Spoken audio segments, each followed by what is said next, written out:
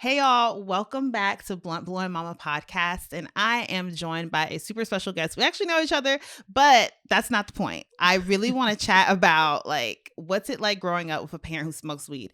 I didn't have this experience because my house was dry as hell. My parents didn't smoke. They didn't drink, baby. It was the fact that I smoked so much weed is actually amazing because I never saw that in my house. But I always wondered, what's it like growing up with a parent who smokes weed? So I have been talking to more parents who have adult children and teen children to kind of be like, what's it like? How are you talking to them about cannabis? And now I want to get on the flip side and talk to actual adults who have parents that consume when they were younger, because I think it's I kind of want to know, what does that vantage point look like? So I'm really excited to dive into this conversation for our guest today. Sequoia, go ahead and introduce yourself, boo. Let the folks know who you are. Hi, I'm Sequoia. I am from LA. I have a podcast called People Love Paramore. Why was I going to call my podcast the name of your podcast? My God.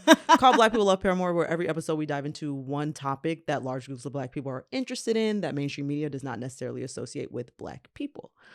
Yeah, thank you for having me, Shanitra. Like Paramore. Like Paramore or anime or Tony Hawk or anything else. A lot of stuff. I love Paramore. Okay, so you grew up here in LA, right? Yes. So obviously you were around a lot of weed. Yeah. Whether you wanted to or not. Yeah, that's very true. I grew up in Long Beach, and I feel like it's it might be even a little bit more weed heavy than LA. Really? Yeah. Less drinking, more weed in general in Long Beach, I feel like. Yeah. I kind of like that though, less drinking, more weed. Because I feel like people get really angry and do really wild shit when they're drunk. And I'm just like, right. People be chilling when they high. Yeah, it's I'm gonna go take a nap over here. I'm good. Keep that energy over there. Okay, so you grew up here in Southern California, and basically you reached out to me. You were like, yo, I grew up with my mom, she smokes weed. And I was thinking to myself, oh yeah, I kind of forgot about that. You mentioned that to me.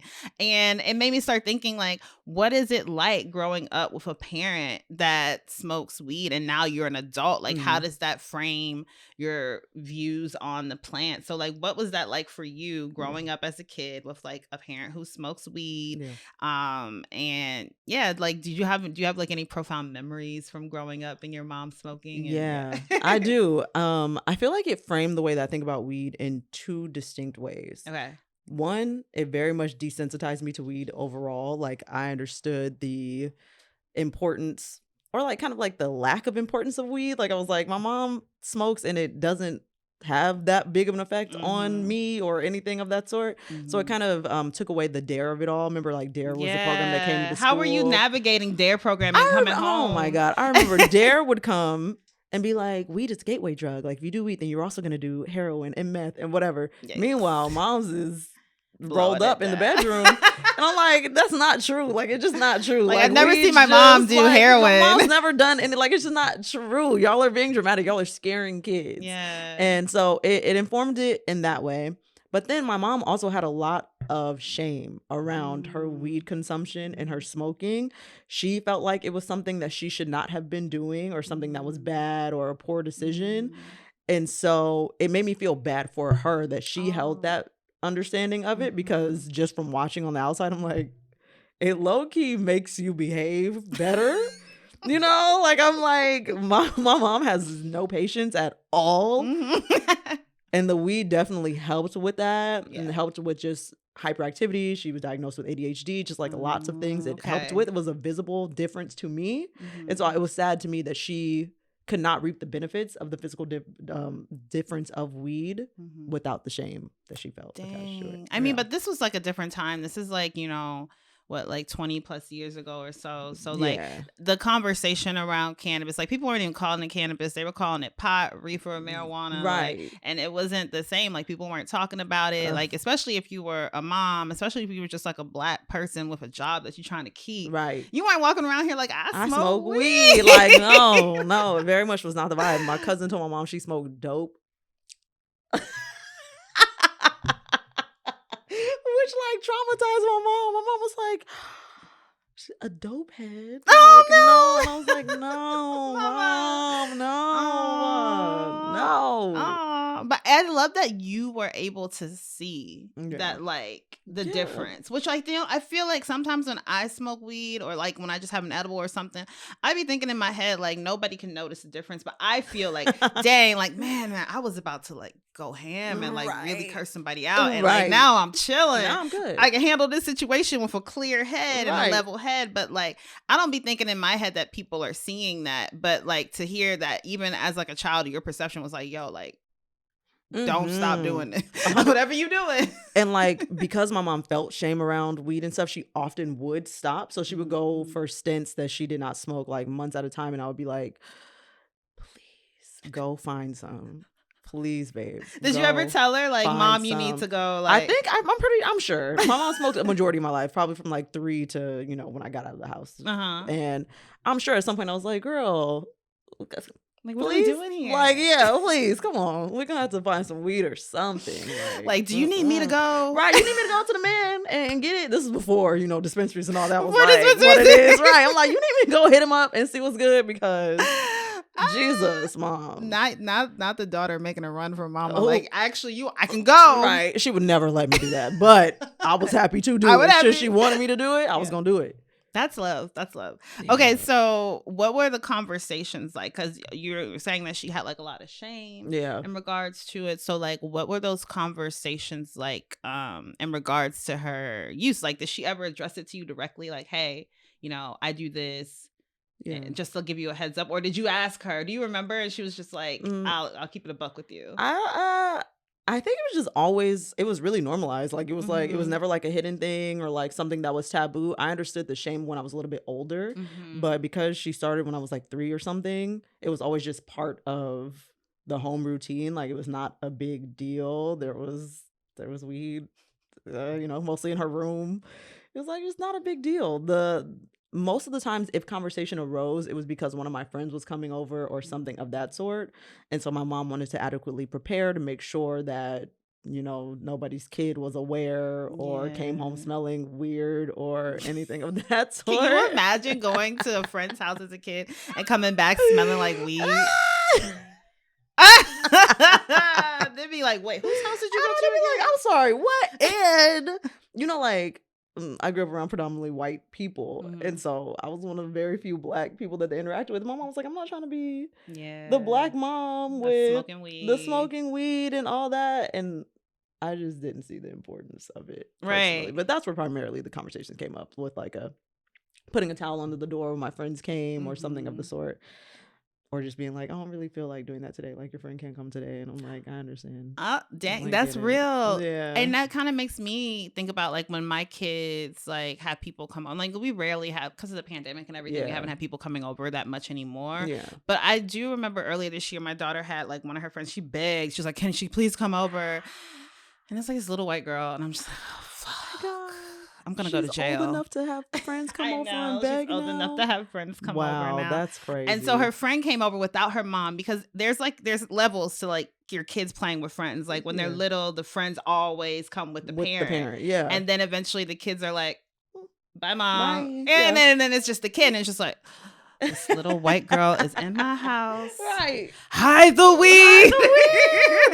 Hide the bongs. Get this shit out of here. So like literally just like putting everything away, making sure everything's out of sight. You know, that the crib don't smell like weed. We got candles burning. We're doing like all, and it's just like, this is a lot. It's a lot. To have a kid like come over for like 2-3 hours. You know, sometimes it's just not worth it. It's like no. Play that at the park. Right. We can go play that at her house. Yeah. Let her mama handle it. Let her mom hide her weed. Because I'm sure, now that I've gotten older, I'm like, Mom, I'm sure a lot of those parents were also smoking weed, actually. Weed. Like, I'm positive. Like, there was just like a lot of shame around it at that time, more than there is now, less acceptance. And so I'm sure lots of folks. Hell yeah. Though they weren't going to be like, hey, you know, I smoke weed. Like, right. They're not going to tell you that because, like, why would they tell you that? And if not smoking, engaging in edibles or some type of, you know, they were doing something. Yeah, exactly. Okay, so normal in the house. Your mom is smoking weed. She's ashamed of it. Yeah. How does that inform you when you become of age and now you're a teenager and you're in high school and you're going to college? And, like, how are you looking at weed? Are you curious? Did you like sneak some weed from your mom's stash? Did you ever try? No. Like, how did it inform your approach to it? I didn't have the sneak the weed type of mom. My mom was not that girl. I was not to play with her. I would never do that. So she knew if you took her shit. That was unrealistic that I was going to sneak and take something from my mom. No. She was going to beat me up. But I was never curious about it. Like, I think because I was around it so much, I wasn't curious about it. I was like, I mean, it's fine. Like, it's over there. I decided to try it for the first time my summer before going to college because I was going to UC Santa Cruz, which is a stoner school. Like, very much a stoner school. I didn't know that, but that's good to know. Yeah, very, very heavy. Like, that's the thing about it. If I need to find some interns, I'm going to look there. Yo. And 420 at UC Santa Cruz is like a holiday. Like, it's like the classes are canceled. Are you serious? Pretty much. Or like nobody goes. Like, I didn't go to class on 420. I didn't even smoke in college like that. You weren't smoking? No. And like everybody just sits out on the fields and people from off campus come and it's like a festival essentially. Nobody performs, but it's like a big weed festival. So if you ever want to go up to Santa Cruz for 420, a lot of people do it every year. Just go to Santa Cruz 420. You could do that. Okay. But I decided to smoke for the first time my summer before going to college because I didn't want to go to the stoner school without having ever smoked weed before. Yeah, that's how I felt too, kind of. So I was 18 when I first smoked. I smoked with a friend who was in college at the time, I think, and I smoked from a pipe. And I didn't feel anything, as people do on their first time. You know, I was just like, oh, like, this ain't shit. Like, what? I guess I'm immune because I've been around weed my whole life. Like, whatever. Like, my tolerance is higher than y'all's. But then the second time came. The second time. Wait. No, actually, my first experience with weed was during high school. Oh, really? But it was an edible. Okay, that's different than smoking. It was definitely an edible. Okay. And it was a brownie. And it was like a homemade edible brownie thing. Whoa. Oh my God. That is the reason why I didn't smoke for years. That was the reason why I didn't indulge in weed. Who made the brownie? I don't even know. I think my friend D.A.R.E made it. He went to high school with me. Oh, why are He's you a father making now. weed brownies? He was making weed brownies. And I think we all decided to ditch school one day. We went to the beach. Y'all bad. Yeah, no, we were bad. Don't do this, kids. Don't do this. We ditched school one day. We went to the beach. They gave me a little piece of this brownie. Okay. A big piece. Okay. The fucking world turned blue.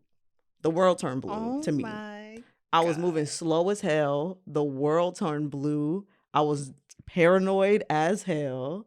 And I was like, this is bad. Like, I don't enjoy this. We went to a pizza place and I swore everybody in the place knew I was high.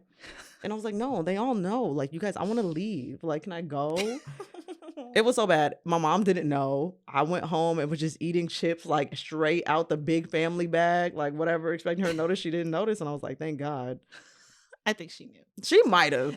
she might have. But yeah, no, I was real high. Yeah, I was. I still don't think I've ever been that high. Oh, man. I mean, it's when you have like homemade edibles, there's just no way to know how much is in there. Right. So like you really could have had like a big ass dose. I think I did. And I had to. Know it. Yeah. No, I had to. I don't advise that. I don't fool with homemade edibles no more. Strictly dispensary edibles. Now. Yes, when you know like exactly the number. 100%. You said 5 milligrams in a square. Bet. Give me that. Not that. 50. Thank you. 5. Okay. Ooh. It's very important. But then you smoked it before you started college. Which was your first time actually smoking. Yes. And that was a different experience. And I didn't feel anything. You didn't feel anything. Maybe that first time it heightened my tolerance or something. Mm-hmm. Yeah. No, I didn't feel anything. I love that. And then from then on out, you were just like, I was like, weed's not for me. I was like, no, weed's not for me. My mom has like framed it as though she's like, wished that she never started it and like whatever, like her whole life. And I'm like, I'm just not gonna start it, I guess, even though it's not that big of a deal. But you know, like my mom had ADHD and I was like, okay, I don't struggle with that, so I guess there's no reason for me necessarily to start it. But that was it. That's really interesting because like you saw like the medical side of it. Like you saw that like, okay, my mom is using this because like she has this diagnosis and like this is going to help her be better and function and be like a mom and an adult and go to her job and do everything she needs to do. So for you, you saw that side. And so you're like, well, I don't really struggle with anything. So I don't need it. I don't struggle with that type of stuff at all. So I'm like, I'm all right. Yeah. I think that's so logical and it makes so much sense. And I wish more people would just be like, if people would just say like, hey, or like be more like, I'm using this for my anxiety or I'm using this for, then people would be like, oh, okay, so that's what it's for. That's what you're doing it for. And it would bring like more understanding. So people could decide and be like, oh, well, I'm going to try it, or, oh, I'm not, Right. because like I know what it can do. Right. And that was before I had anxiety because I was 18, you know? Yeah. Like, what anxieties do you have as a child? I mean, you know what? Kids be having anxiety. Kids be having anxiety. I did not Sometimes struggle it's with undiagnosed. it. Right. And you right. don't know. I thought I had it until I had it as an adult. Yeah. Yeah. Okay, so now you're an adult. Yeah. And your mom, you said she still consumes, but she doesn't smoke anymore. No, yeah. She'll do an edible every now and again, and that's even still pretty rare. She decided that she didn't want to have any habits that required money from her. And so she was like, this one costs too much, so we're going to drop it. And she did drop it. That's and, real. you know, so happy for her if that's what she want to do. But, you know. Has she ever considered like growing? That could help her save money. I don't know that she's ever considered that. Yeah. I should bring that up to her. Mhm. Yeah. Tell her, maybe get you a little weed plant. Maybe I'll give her that for Christmas. Yeah. And does she have like a backyard space or something? No, she doesn't. Like a patio? She does have a patio. Big patio? Yeah, she has a big enough patio. She can grow a plant out there. Yeah. Huh. Okay, see, thank me later, mama. Wink, yeah, wink. Moms, yep. I think that's like such like, because there's so many different, I think that money is like a huge access problem, like as far as like education and everything. Accessibility is a big part, where it's like, this shit costs too much money. Like, I'm spending $500, $1,000 right. whatever a month on weed. Right. My mom was never spending that, but she was spending more than she wanted to. It was like a bill. It's a bill. Yeah, it's like, okay, like I'm paying my car insurance and my cell phone bill, right, my weed bill, right, my light bill, right, my gas bill. She said, I'm gonna drop that. She also used to smoke cigarettes when I was young. And so she was also like, this is too expensive, and she dropped that way before she stopped smoking weed. Your mom is very financially responsible. She is. She'd be like, no. The cigarettes got up to like $7 a pack or something. She was like, I'm gonna see myself out. Yeah. I didn't like it that much. It ain't never been that serious. So yeah. Okay, so all right. So now you mentioned, like, when we were chatting before, that like you have tried edibles with your mom now. So okay, now y'all are like at the next phase. So like the first phase is like you're a little kid and your mom is smoking and you're like, okay, sure. Yeah. And then like you get kind of better understanding, and then you try it yourself and you're like, I'm good on that. Yep. And now you guys are at a point where like you're an adult, you're a grown ass woman. Yeah. You know, your mom is like always been a grown-ass woman, but like, right. But now she's a grown-ass woman in 2022, where like the whole climate around cannabis has changed. Yeah. There's like, even in California, like the laws have changed and everything's different. Right. So how are you guys approaching cannabis today? So my mom still has like a little bit of like stigma around the scent of weed. She doesn't like to be in public where people know that she has indulged in marijuana to any degree. So now she does edibles if she is going to indulge in marijuana to some degree, because that offers her the same, you know, calming effects, relaxing effects without everybody. It's more discreet. That she walks by being like, kind of loud. You're a little loud. Right. You know, she didn't want to be loud. I love that. Yeah. I love that. And so do you guys, like, it's something where y'all talk about it more together since you're older, and it's like, hey mom, do you guys like try stuff? Or are you like, I found this, like, ooh, I will like have made a dispensary run. And so I'll just have like a bunch of stuff. And I'm like, mom, I got this weed drink. And I think that you should try it. She'll try it eventually, and she's like, I didn't feel it. My mom swears I have no weed tolerance. She swears that every weed that I consume is weak, and that she don't have. I didn't feel it. She be calling my shit weak all the time. She be trying. Like, it's a little shade that you throw on you. Right. She's like, little baby. You know, ketchup. That's cute for you. Right. That 5 milligram took you out. I love that. Baby. Yeah. But just recently, I had like a sleeping weed. It has like a new technology. I don't remember. Does it have like, is it something that has like CBN in it? Or? Yes. Okay. CBN in it. Yes. And that really it'll take you out. Takes me to sleep. You'd be like, ooh. You wake up in the morning like you done met God and came back. You know? Oh my God. I feel great. When I come off CBN, yes. I'll be like, wow, this is fantastic. My mom swore that did not do anything for her. She be trying to play me. I swear she be trying to play me. I mean, maybe she needs to increase her dose. Maybe. I was like, I gave her the little square, you know, I was like, here, this is the dosage. And she was like, try again. Right. She said she didn't feel high. And I was like, yeah, it's supposed to put you to sleep. She was like, what's the point? Why am I? Why? I'm not struggling with sleep. Right. I wasn't struggling with sleep. And that's the point where it's like cannabis can do different things for different people, different strains for different pains. Like, so for her, so some people be like, yo, like I'm struggling with sleep. So do you have anything for that? But other people are like, look at this cloud. Like, I know. But some people are like, I'm good on sleep, but like, you know, can I get something to help me stay awake? Or I need something that like, and so there's different like things or like I have cramps or I have this. And so it's like different things for different needs. And it's like for one person, all they need is something for sleep. Yeah. And like that's all they need is like a gummy before bed. Yeah. And it's like, I'm good. And for some people, it's like, that's nice. That's cute. But in addition, I'm going to also need to hit this bong. I'm going to need to like roll this blunt. Like all these different things. And so I think that that's where I feel like I'm at, is helping people to understand that consumption can look different for everybody. Right. Know? Yes. And it doesn't have to be a one size fits all kind of thing. Exactly. Because we all have different needs. We're all dealing with like different traumas. And honestly, we have different tolerance levels. Right. And all this is like more new developments. Like I feel like back when I was a kid and my mom was smoking, it was like she would just go get weed. Yeah. And like there was whatever no the weed man had. Right. There was no what's the strain and like what's this gonna do, whatever. She would just come back with weed. Now that I'm old, I'm sure it was stress weed that my mom had before. But you know.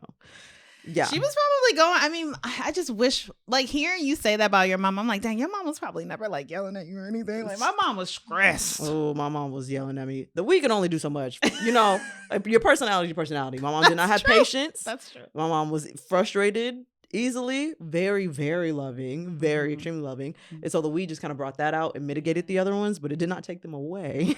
That's you know? True. That's true. Inner healing and therapy and other things will work on that part. Right. But in the meantime, we can throw a Band-Aid on it. Right. But the weed definitely did help. Yeah. And I liked it for her.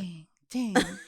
I mean, I feel like I'm wondering, like, in like fast forward like 20 years from now when my daughter is like 27, is she gonna be like, so glad my mom was smoking weed? Probably. This bitch. Probably. Have you ever heard like an adult kid be like, yeah, my mom was like smoking weed all the time and it was like traumatic for me? Like, I feel like that's not. I don't want to say that's not right. I don't want to minimize somebody. I don't want to minimize maybe somebody's experience, but like I can't fathom that. Personally, yeah, I don't know. I did have a friend of a friend, like a friend of a friend. But like she was like super against weed and like smoking weed because both her parents smoked weed when she was a child, and they would go in the garage and smoke weed. In the garage, smoke weed. That like cloud would come in, and like they would smell like weed, and so she was kind of embarrassed about that. Oh, and so because of that embarrassment, she kind of held it against weed, and now she's like, ooh, like, but that's not like bad parents or like they were doing like it's just like that's an emotional feeling that she latched on to that experience. And so I'm always like super mindful about my consumption, and I'm just like, okay, like, am I impacting my kids in a way where like they're gonna have like a bad view of this, or are they like not seeing it? It's like a really delicate balance that you have to do, especially when like you know that at any point somebody could be like, oh, you a bad mom because you're smoking weed, I'm gonna take your kid. And so you want to tell them, but you also don't want to tell them something where they go and run their mouth, and now you're in a situation. So I guess like what tips, like what do you feel like your mom, like was it just her just being really normal about it that helped you feel like this is okay in a sense, you know, where it's like, or did you feel like all parents smoke weed and like because your mom did, or like I didn't feel like all parents smoke weed. My mom made it clear enough that it was something that I needed to be hush hush about, that it was like, okay, this is something that I guess other people don't do. I don't know. Now I'm sure they did, but then I was like, I guess other people don't do it. But I think she was just really open. Like my mom was just very transparent about a lot of things, and that helped me get a full understanding and like more of like a 360 view about what was going on with her, what was going on with other family dynamics, including weed and stuff like that, which helped me decide for myself what's fine to say, what's not fine to say, who to speak to, who not to speak to. Overall, because I went to a predominantly white school, I didn't talk to them niggas anyways. So that was just that, you know, it was like, y'all are not going to know much about me anyways. But overall, I kind of, she made it clear. That was like, this is something that people feel weird about. I know that you don't feel weird about it, but like other people do. So be mindful of that when you're out and about and, you know, talking to strangers about the goings ons in your house. And what happens in this house stays in this house. And if you start talking about what happens in this house, and I told you it stays in this house, and I find out, that's your ass. I'm going to whoop your ass. Right. And that's a lot of Black households. It'd be like that. You know? And I want to find a messaging like that, but that's not so threatening. Right. I did not feel threatened. That's also a big thing. I never felt afraid of my mom. Okay. It's like I know that this is the disciplinarian and that I can't get in trouble, but I'm not afraid of you necessarily. Yeah, you guys had like open communication, it sounds like. Very open communication, which I feel like is the most helpful thing you can have when you get into like more nuanced stuff, like smoking weed at home with the kids and stuff. Yeah. Not with the kids. Not with the kids present. Oh, in the house. I'm loving that. I'm like visualizing your mom putting the towel under the door. She did. And it's sending me, because I'm just like, because honestly, you know, I've been around like moms, and I don't be judging people, but I've been around moms who will literally be smoking weed and their kids like right there. And I'm just like, your baby's still in the room. Not doing and I'll that. be like, am I okay to do this? Because you're like, if you are, then Right, I'm like, then shit, maybe I guess it's okay. it must be Right. okay. But for me, I'm very firm of like, no, like not in front of my kids. Not in front of, yeah. You know, or right. like not in the same room. Like if they're outside and I'm inside and there's like a barrier where I can see them. Yeah. Then it's like, okay, that's not, and they might be able to see me, Yeah. but you're not going to be able to get a contact high. Yeah. You know, like that's all. I'm like, Right. the smoke is real. Right. So I'm like always super mindful about that. And Yeah. and I try not to tell people how to parent, because the last thing you want to do is tell somebody how to parent their child. Right. Honey, I'm not here for that battle. Like I don't pay your bills. So 100%. I feel like another thing to consider when thinking about smoking weed with children present or like in the same household as children is like what you're smoking out of. Like a bong is a big apparatus. And so that like causes a lot of attention. Whereas when I was growing up, both my parents smoked cigarettes. And then my mom smoked weed, and she smoked joints specifically. So often, Would you confuse them? I wouldn't like I knew when she was smoking cigarettes, because cigarettes smell like Smells shit, bad, you know. And weed doesn't smell like shit; like it smells like weed. And so I knew, but it was not, the difference just wasn't distinct enough in the actual act of smoking for me to be like, oh, my mom's like smoking weed right now. You just kind of knew, you know, smell it upstairs, whatever. Yeah, there's the smell, and my kids know the smell now. And so Yeah. they'll be like we'll be walking. So we live in West Hollywood. We'll be walking down the sidewalk, and they'll be like, Right. and I'm like, Ooh. whoa, calm it down. So it smell like home in here. Where we at? It's called discretion. Right. Because one, let these grown people do grown people things. Right. Don't be putting them on blast like, you over there.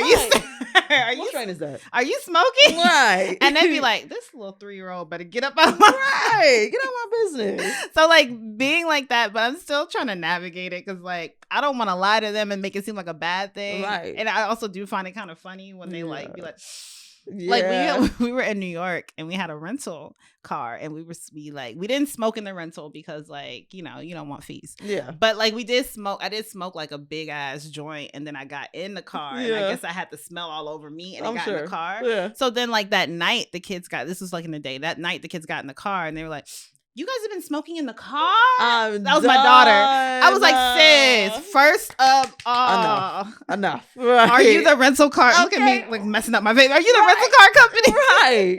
Jeez. So, I mean, kids know a lot more than like we give them credit for at the end of the day. They really do. So I love that you guys had that great great communication in your relationship. Yeah. And I think that that's super inspiring, because like there are a lot of people who struggle with like, should I hide it? Should I tell my kids? Should I not? Like, what is this going to look like when I'm older? Mhm. And I feel like you're super insightful in that you caught her stigma and shame right away. And that's something else that people may not think their kids notice. It's like, oh, if you're hiding it, your kids are going to assume that it's a bad thing. And if you're ashamed, your kids are going to be like, why is that? And so like kids pick up on so much more than what we're actually telling them. Yeah. So, and that can send different types of messages versus like, we could say one thing, but if we're doing something else, like they're going to pick up on both those messages, and then they going to, in their little tiny brain, try to come up to figure out like, okay, so what does this mean? Oh, this means this. So I'm going to go in the world thinking that. Right. And it's like, we're the first, like parents are the first source. Like you should always be like, your kids should always be like, I'm going to tell my mom, or I'm going to ask my mom and talk to her about it. Cause mom always knows. That 100%. Yeah. And I feel blessed to have that with my mom, and like have always had that with my mom. Something happened at school, I was definitely going to talk to my mom about it. I was going to say something about weed. Oh, I feel like, I don't want to say the younger you can get to a child, because obviously I feel like some ages are too young for them to know exactly what's happening. They don't even care. And they don't understand. Like, it's like, okay. But like, once your kid, you sense that they could understand, I suggest that you get to that kid then, before the world can kind of get to them about it, and put whatever thoughts that the world has around weed, maybe stigmas, maybe not. You never know. But you want to come from you. Yeah, or whomever. I definitely agree with that, because like, if that's with everything, that's what talking about like weed, that's talking about like sex, that's talking about consent, racism, like the LGBT community, and like what that looks like, and like what does it mean where someone is queer and like lesbian, and like what does it look like for a family with two dads. Like you want to be able to be the first source for your kids with all this information, so they don't go into world ignorant. I mean, they're gonna be a little ignorant anyway, always, right. But like they're gonna know like mom told me XYZ, so it's gonna be in the back of their head, and that's gonna be like the foundation from everything else that they build upon. So it's like giving that information is so important, but it can be scary as fuck, because it's like, what do I say? What do I do? I don't want to fuck this kid up. I mean, just accept that your child probably gonna end up in therapy because of some shit certainly. Even you just saying right now, like whatever you say to your kid is gonna be the foundation for how they feel about whatever X, Y, and Z thing, scared me as somebody without kids. Like, I'm like, damn, it really is like you saying something slight and small, and meanwhile that's their whole foundation. Ooh. So for me, it's like getting my daughter like Barbie dolls that have disabilities and like